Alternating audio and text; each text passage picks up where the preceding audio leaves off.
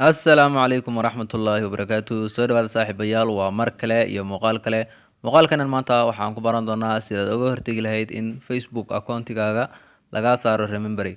Haddaba maalmahan social media waxaa dhex socda in dadka intooda badan akoonadooda laga saaray remember oo laga calacalayo. Haddaba intaan laga saarin waa inaad ka hortagtaa in laga saaro akoonkaaga remembering. Haddaba sideen uga hortegi karaa? Muuqaalkan ayaan kugu tusin doonaa isagoo faahfaahsan la soco. fadlan hadday tahay markii ugu horeysa aad soo boqoto channelkan subscribe saar notification-kana furo si muuqaal walba cusub kugu soo dhaco. Sidoo kale muuqaalka like saar si uu gaaro dad fara badan. Aad iyo aad baad mahadsan tahay. Kusoo dhawo muuqaalka faahfaahsan.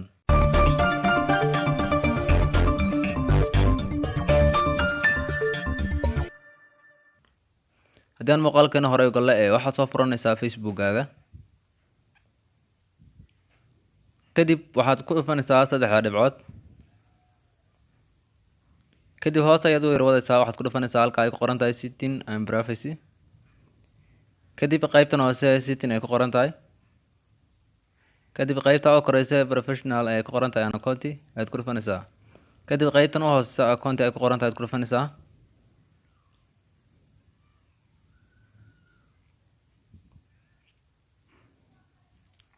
kadib qaybta kore memorialization ay ku qoran tahay ku dhufanaysaa. kadib qaybtan ayuu ku keeni doonaa, waxaad ku dhufanaysaa choose halkaas ay ku qoran tahay. kadib qaybtan ayuu kuu soo saari doonaa, waxaad ku dhufanaysaa next halka ay ku qoran tahay. kadib halkan ayaa waxaad ka raadinaysaa qofka aad rabto inaad u doorato. tusaale ahaan remembering lagu sheegay wuxuu yahay in shirkadda loo sheego in qofkii akoonkan lahaa uu dhintay ama mar hore uu dhintay oo la rabo akoonkiisan in la xiro. haddaba qof ayaad u dooranaysaa oo tusaale ahaan aad ku dhahaysaa markaan dhinto oo kale ilaahay naga nabadgeliye, markaan dhinto oo kale qofkaas ayaa akoonkayga maamulaya.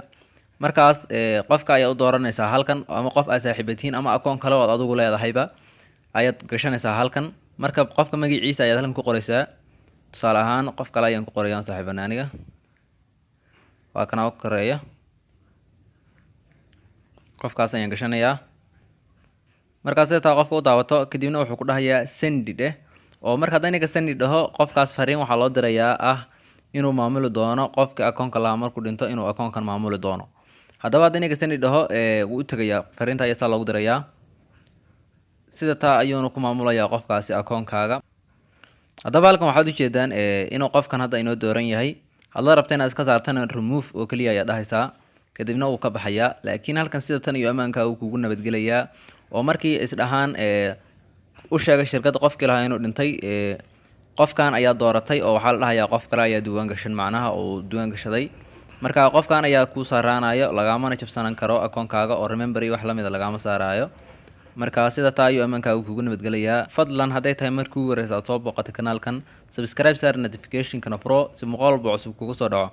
sidoo kale muuqaalkan like saar si uu gaaro dad fara badan, sina shargare asxaabtaada u shargare. aad iyo aad baad mahadsan tahay. intaan muuqaalkan iyo muuqaalka ku xiga aan kaga kulmayno waxaan idinkaga tegayaa sidaa iyo nabadgeliyo.